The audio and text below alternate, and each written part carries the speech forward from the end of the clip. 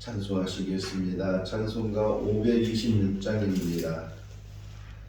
찬송가 526장. 목마른 자들아 다 이르오라. 이곳에 존새 흐르도다. 힘쓰며 애씀이 없을지라도 이 생에 오면 다 마시겠네. 이 샘의 손눈물 강같이 흘러 온 천하 만국에 다 통하네. 빈부나 귀천에 분별이 없이 다 와서 쉬고 또 마시겠네. 생명수 샘물을 마신 자마다 목 다시 마르지 아니하고 속에서 솟아나 생수가 되어 영원히 솟아 늘 풍성하리. 이 샘의 이름은 생명의 샘물, 저수저 빛같이 늘 맑도다. 어린 양 보좌가 근원이 되어 생명수 샘이 늘 그치지 않네. 베드로전서 1장 1절에서 12절 말씀입니다. 베드로전서 1장 1절에서 12절 말씀. 예수 그리스도의 사도 베드로는 본도, 갈라디아, 갑바도기아, 아시아와 비두니아에 흩어진 나그네 곧 하나님 아버지의 미리 아심을 따라 성령이 거룩하게 하심으로 순종함과 예수 그리스도의 핏부림을 얻기 위하여 택하심을 받은 자들에게 편지하노니 은혜와 평강이 너희에게 더욱 많을지어다. 우리 주 예수 그리스도의 아버지 하나님을 찬송하리로다. 그의 많으신 긍휼대로 예수 그리스도를 죽은 자 가운데서 부활하게 하심으로 말미암아 우리를 거듭나게 하사 산소망이 있게 하시며 썩지 않고 더럽지 않고 쇠하지 아니하는 유업을 잊게 하시나니 곧 너희를 위하여 하늘에 간직하신 것이라. 너희는 말세에 나타내기로 예비하신 구원을 얻기 위하여 믿음으로 말미암아 하나님의 능력으로 보호하심을 받았느니라. 그러므로 너희가 이제 여러 가지 시험으로 말미암아 잠깐 근심하게 되지 않을 수 없으나 오히려 크게 기뻐하는도다. 너희의 믿음의 확실함은 불로 연단하여도 없어질 금보다 더 귀하여 예수 그리스도께서 나타나실 때에 칭찬과 영광과 존귀를 얻게 할 것이니라. 예수를 너희가 보지 못하였으나 사랑하는도다. 이제도 보지 못하나 믿고 말할 수 없는 영광스러운 즐거움으로 기뻐하니 믿음의 결국 곧 영혼의 구원을 받음이라. 이 구원에 대하여는 너희에게 임할 은혜를 예언하던 선지자들이 연구하고 부지런히 살펴서 자기 속에 계신 그리스도의 영이 그 받으실 고난과 후에 받으실 영광을 미리 증언하여 누구를 또는 어떠한 때를 지시하는지 상고하니라. 이 섬긴 바가 자기를 위한 것이 아니요 너희를 위한 것이니 계시로 알게 되었으니 이것은 하늘로부터 보내신 성령을 믿고 복음을 전하는 자들로 이제 너희에게 알릴 것이요 천사들도 살펴보기를 원하는 것이니라. 아멘. 할렐루야. 제 개인적으로는 늘 생각하는 것 중에 하나가 예수님에 대한 이야기가 더 많이 성경에 기록되면 어땠을까 하는 그런 생각을 가질 때가 있습니다. 요한복음 21장 25절 마지막 절에 보게 되면 요한이 요한복음을 쓰고서 맨 마지막에 이보다 더한 이야기들이 많이 있는데 그걸 다 기록하려면 보관할 수도 없고 또 다 기록도 못한다 이렇게 이야기하는 거 보면 더 많은 이야기들을 요한도 하고 싶었는데 어떤 제한적인 어떤 부피의 제한도 있을 테고 여러 가지 제한적인 것이 있어서 그 중에서 이제 추려서 또 꼭 전해주고 싶은 그런 이야기들을 쓴 것이 아닌가 이런 생각이 들고 예수님을 만난 사람들이 참 많잖아요. 또 예수님을 만나지 않은 사람 중에서도 예수님에 대한 이야기를 대표적인 사람이 누가인데 누가는 예수님을 만난 사람이 아니고 바울을 통해서 전도받았고 그는 이방인인데 이 이방인조차도 예수님에 대해서 관심을 갖고 또 예수님에 대한 이야기를 쓴 거를 보면 예수님께서 특별히 12제자를 뽑아서 그 12제자와 3년 동안 함께 계셨는데 그 제자 중에서 더 많은 사람들이 예수님에 대한 이야기를 좀 우리에게 전해줬으면 더 좋지 않았을까. 그나마 그래도 마태가 또는 사도 요한이 또 오늘 이제 우리가 보는 사도 베드로가 예수님의 12제자에 속한 사람들인데 이런 사람들이 예수님에 대한 이야기 또는 복음에 대한 이야기 이것을 우리에게 이렇게 써서 전해주는 것만 해도 그래도 또 감사하다 하는 그런 마음 그런 생각을 갖게 됩니다. 이제 베드로전서 베드로후서가 길지는 않지만 이 짧은 이야기 속에서도 예수님과 함께 했던 베드로 또 예수님에 대한 신앙 고백 이런 모든 것들을 우리가 생각해 보면 이 짧은 내용 속에서도 그의 신앙의 고백과 또 믿음의 사람들이 어떻게 살아야 되는지 자 이게 서신이거든요. 신약 성경에는 서신이 있는데 바울 서신이 있고 또 바울 외에 다른 사람들의 서신이 있는데 바울 서신의 특징은 지명되어 있어요.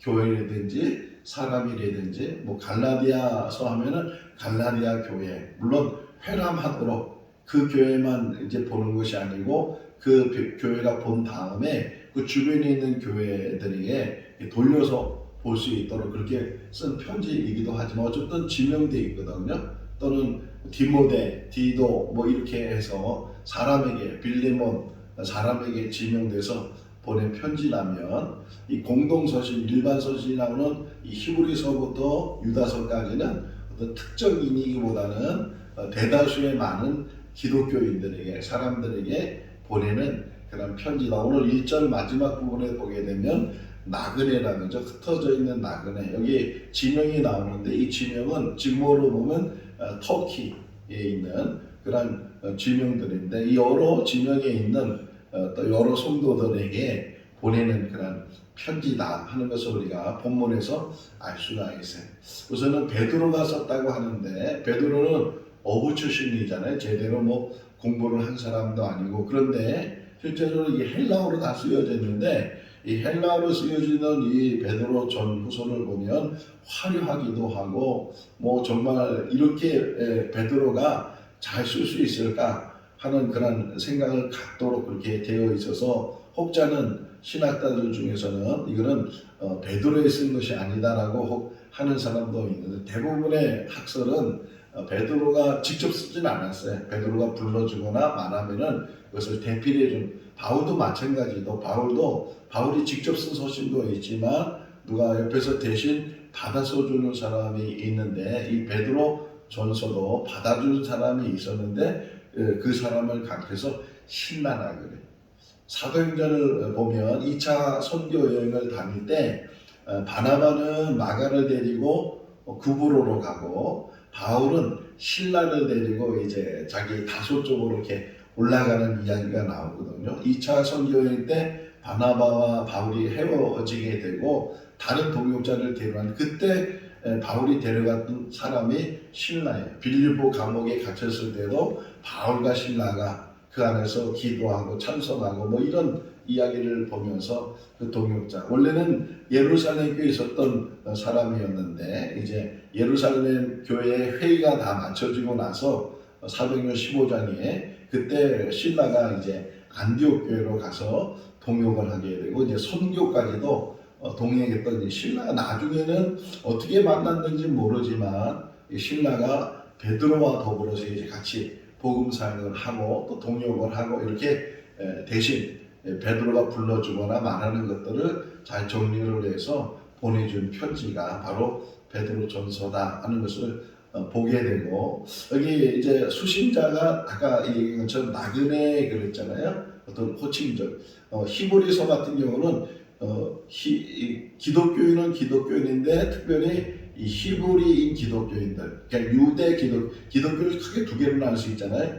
유대 기독교인, 헬라 기독교인, 또 이방 기독교인 이렇게 나눌 수 있는 것처럼 히브리 사람들, 히브리 핍박받고 있고 고난당하고 있는 그 기독교인 중에 히브리 사람들에게 보내는 편지가 히브리서라고 한다면, 여기 지금 베드로전서를 보면 이 나그네, 어떤 나그네라고요? 흩어져 있는 나그네, 한 곳에 모여 있는 것이 아니고 흩어져 있는 나그네란 또 표현이 어떤 면에서는 우리의 인생이 나그네와 같다. 제가 어렸을 때에 들었던 노래 중에 하나가 최희진 씨가 불렀던 하숙생이라는 그런 노래가 있잖아요. 다 들어보셨을 텐데, 그 인생은 나그네에게 어디서 왔다가 어디로 가는지 모르는 구름이 이제 정처 없이 흘러가는 뭐 그런 가사 이야기는 지금도 기억이 나는데, 그런 나그네 같은 인생, 지나가는 인생, 우리 인생도 이 땅에 살다가 때가 되면 이제 지나가는 인생, 맞춰주는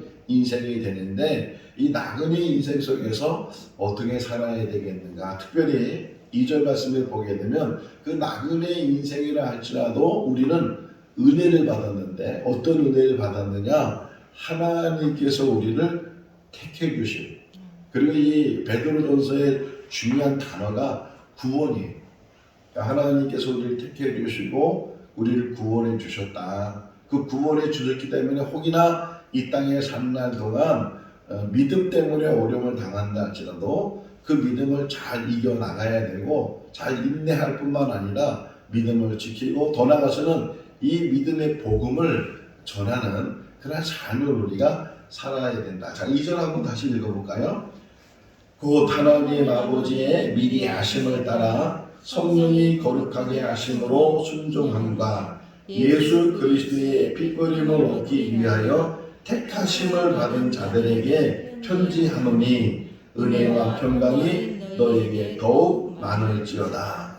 흩어진 나그네라고 이렇게 1절에서는 표현하고 있고, 2절에서는 우리를 하나님이 미리 아셔서 성령을 통해서 또 예수 그리스도의 뿌리신 그 피를 통해서 우리를 택해 주셨다. 그런 너희들에게 지금 이 권면의 편지를 쓰고 힘이 되는 편지를 쓰고, 지금 이렇게 공고함 속에 있고 또 어려움 속에 있고 이 믿음 때문에 핍박 속에 있고, 베드로 역시도 로마에 가서 순교를 하거든요.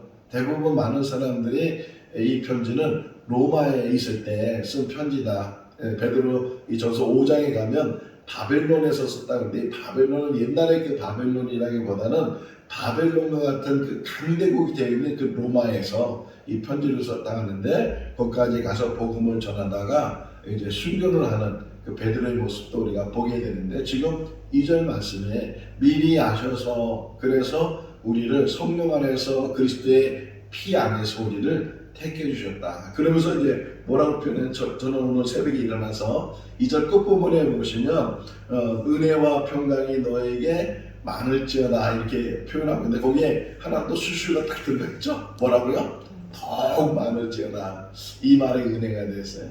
은혜와 평강이 너에게 항상 함께할지어다. 이뿐만 아니라 더욱 함께하기를 원한다. 이 간절함이죠. 이 간절함의 베드로에게 있어서 지금은 이렇게 힘들고 어렵고 여기 표현되어 있는 것처럼 우리가 연단 속에 있고 여러 가지 시험 속에 있지만 그럼에도 불구하고 하나님이 우리를 붙들어 주시고 하나님 우리와 함께 하시니까 이 잠깐 지나가는 나그네 인생 속에서 흔들리지 말고 또는 세상으로 치우치지 말고 그냥 그 믿음 끝까지 붙들고 하나님께서 예비하신 그 영원한 날을 향해서 여기 유업이란 말도 나오거든요. 하나님께서 우리에게 유업으로 주시려고 미리 예비하신 하늘에 있는 그것을 향해서 우리가 한 사람도 실족함이 없이 전진해 나가자. 끝까지 이겨나가자. 믿음으로 이겨나가자. 사람은 한 번 죽는데 뭐 오래 살다 죽든 또는 짧게 살다 죽든 한 번 죽는데 그 죽음까지 우리는 이겨나가면서 끝까지 흔들림이 없는 그런 믿음으로 이겨나가자라고 지금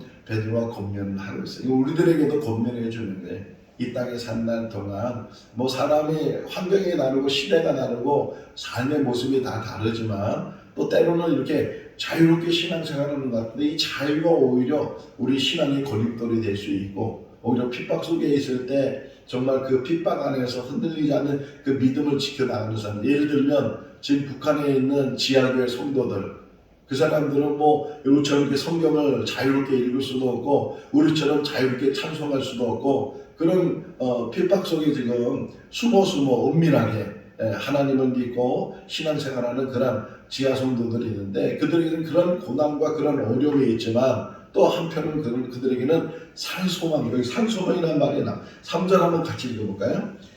우리 주 예수 그리스도의 아버지 하나님을 찬송하리로다. 그의 많으신 국률대로 예수 그리스도 죽은 자 가운데서 부활하게 하심으로 말미암아 우리를 거듭나게 하사 산소망이 있게 하시며 할렐루야.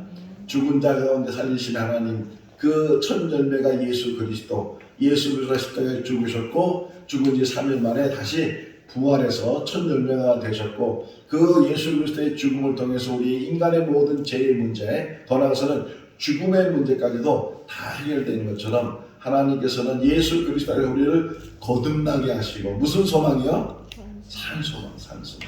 살아있는 소망이에요. 진짜 있는 소망이에요. 지금 이 땅에서는 우리가 이루지 못하는 일들이 있지만 하늘에서 그 모든 일들 다 이루시고 예수 그리스도께서 2000년 전에 십자가에 죽으시면서 다 이뤘다고 말씀하신 그 말씀 그 선포 하나로 이 세상의 모든 우리의 문제들이 다 해결된 줄로 믿습니다.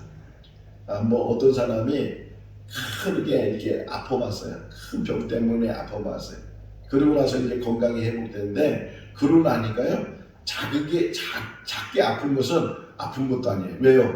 크게 아파봤기 때문에 이 작은 아픔에는 별로 아픔도 못 느껴요. 우리 인생 속에도 마찬가지예요. 우리가 천국의 비밀을 깨닫게 되고 정말 천국에 대한 확신을 갖게 되면 이 땅에 산 날 동안 그 믿음 지키는 것 때문에 어려움을 하고 힘든 일을 당한다 할지라도 그 모든 일들을 다 여기 좀 그 설명도 해요. 6절 보세요. 6절 한번 읽어볼까요? 그러므로 너희가 이제 여러 가지 시험으로 말미암아 잠깐 근심하게 되지 않을 수 없으나 오히려 크게 기뻐하도다. 7절 너희 믿음의 확신함은 불로 용단하여도 없어질 금보다 더 귀하여 예수 그리스도께서 나타나실 때에 칭찬과 영광과 존귀를 얻게 할 것입니다. 할렐루야. 여러 가지 시험을 당해서 잠깐 근심할 수도 있고 그 시험 때문에 어려운 그 견디기 어려운 그런 일들도 우리가 혹시 경험할 수도 있지만 그러나 그걸 잘 인내하고 나면 금이 뭐예요? 그냥 금이 금방 얻어지는 것이 아니고 금강석에서 제가 한번 노은이라는 곳에 갔는데 거기 옛날에는 금강이 많았다고 해요.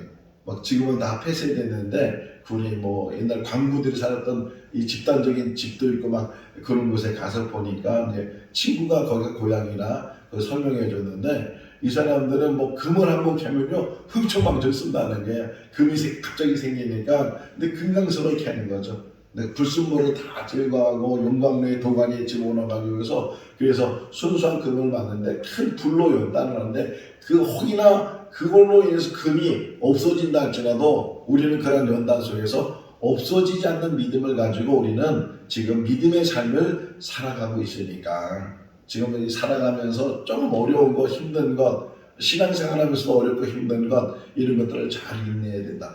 포기하지 말라는 거예요. 끝까지. 그래서 성경에서 계속 가르쳐주는 이야기 속에 하나가 참는 거예요. 참는 거. 인생의 성공의 비결은 참는 데 있어요. 끈기에 있고 참는 데 있는데 마지막까지 가서 넘어진 사람 있잖아요.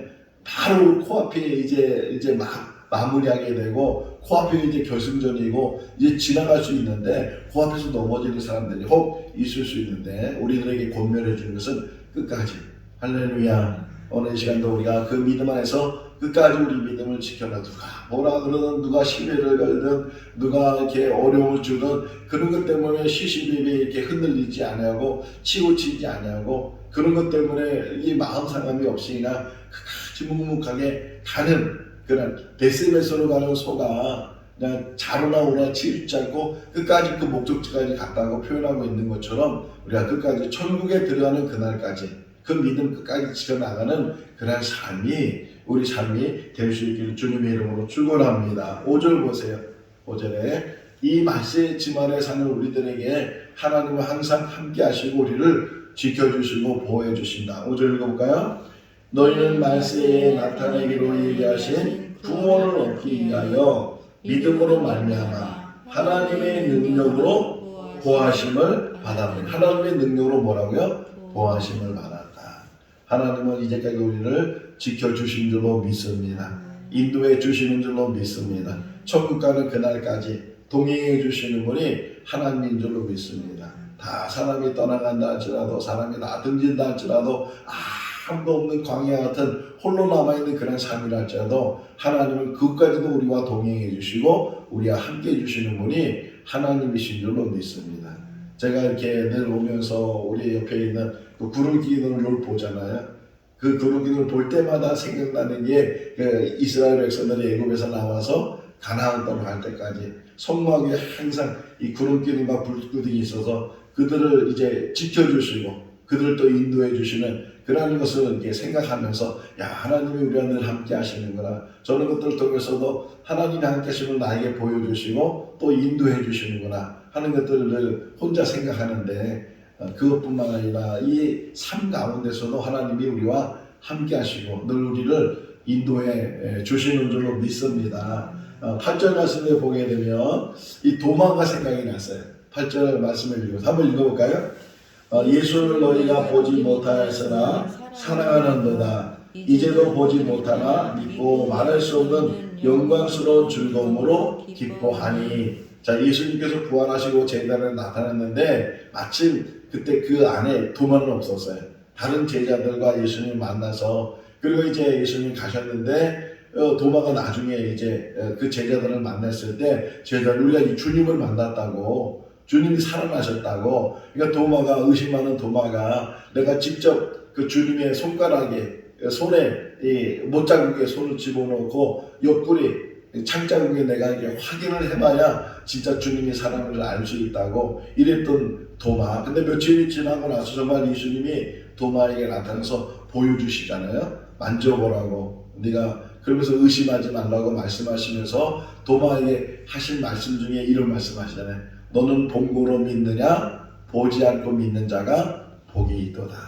지금 베드로가 지금 이 8절을 통해서 지금 여기 소아시아에 있는 흩어져서 신앙생활하고 있는 이 사람들 중에는 뭐 예수님을 직접 본 사람도 혹이나 있을 수 있지만 대부분은 예수님을 직접 본 사람들이 아니잖아요. 들은 사람들이고 또 은혜 받은 사람들이고 그래서 예수님을 구주로 영접한 사람들인데 그럼에도 불구하고 보지 못했지만 그럼에도 불구하고 본 사람 이상으로 예수님을 본 사람 중에 다 예수님을 구주로 영접하거나 믿은 건 아니잖아요. 오히려 예수님을 핍박하고 예수님을 죽이는 데 앞장섰던 그런 사람도 있는데 근데 혹이나 보지 못했지만 그럼에도 불구하고 본 사람보다 더 예수님에 대해서 확실한 믿음을 가지고 산다면 이게 더 큰 복이다. 그거 우리들이잖아요.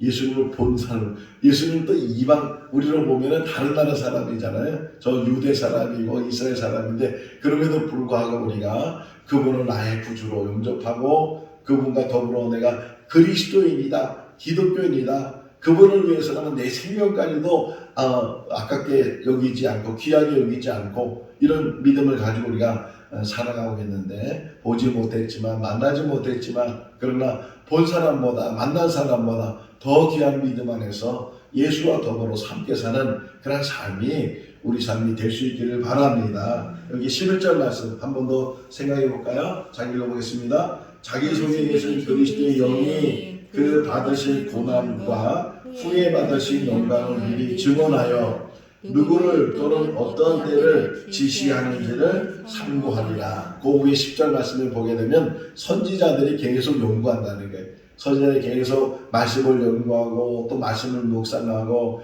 그런 모든 것들이 나중에 베드로가 깨닫는 것은 바로 예수 그리스도이신데 그 예수 그리스도의 모습을 보면 영광이잖아요. 맨 마지막은 영광인데 그러나 그 영광 앞에는 먼저 고난이 있다. 그러니까 십자가 후에 부활이잖아요. 십자가가 없으면 부활도 없는 거예요. 그러니까 십자가 고난 속에서 부활의 영광으로 나타나신 것처럼 우리가 이 땅에 사는 날 동안도 마찬가지예요. 신앙생활 할 때 사람은 늘 이게 생각할 때 편한 거 좋아하죠. 일 안 하면 더 좋은 것이고 편하게 사면 더 좋은 것이고 지금 전자기기를 만드는 거 보세요. 하나의 목적에 편하게 해주는 거, 편하게. 예전에 저희 어렸을 때 TV가 생겼거든요. 도시화에서 나온 그 TV가 하나 생겼는데 옛날에는 이 조파를 맞춰야 돼서 지붕 꼭대기에 올라가서 보여 나와 그러면서 이 동생하고 이걸 맞췄는데 근데 요즘은 어때요? TV도 옛날에는 그냥 몇 개 안 나왔는데 지금은 뭐 너무 많아가지고서 채널도 얼마나 많은지 다 알지도 못하고 특별히 요즘에는 리모컨이 있어가지고서 그냥 저 뒤에 앉아가지고서 TV 같지도 않고 저 뒤에서 이렇게 누르기만 하면 그냥 채널 바꾸기도 하고 요즘은 또 뭐 인공지능 지니야 TV 켜줘 이렇게 하면 또 그것이 켜지기도 하고 그런 시대에 우리가 다 뭐예요? 청소기를 만들든지 뭐 세탁기를 이게 다 뭐예요? 편리주의 편안이잖아요. 근데 오히려 이게 어떤 면에서는 신앙의 걸림돌이 될 수 있고 신앙의 방해가 될 수 있다는 거예요. 이 교회도 마찬가지예요. 저 어렸을 때 지금도 생각나는 것은 우리 교회는 대부분 다 마루잖아요. 마루. 의자가 어디 있었어요? 마루에 앉아서 무릎 꿇고 기도하고 뭐 차디찬 마루 겨울에는 얼마나 찬지 몰라요.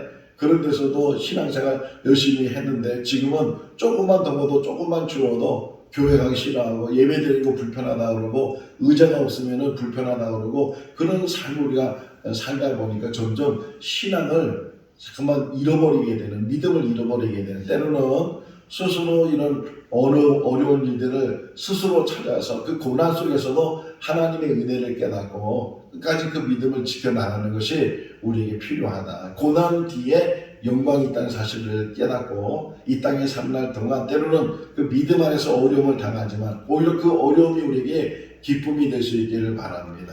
제가 피켓존도 뭐 자랑하는 건 아니고 피켓존도 하면서 이제 어떤 면에서는 또 두려운 마음도 있어요. 어떤 두려움이냐 이제 겨울이 오잖아요.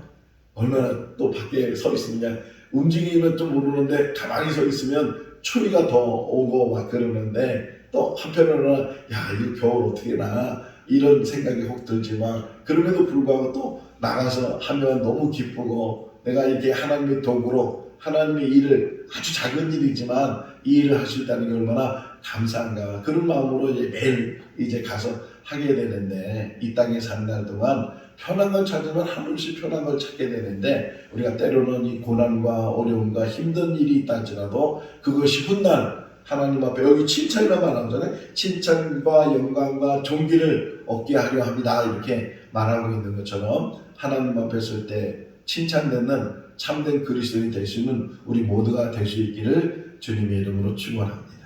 기도하겠습니다.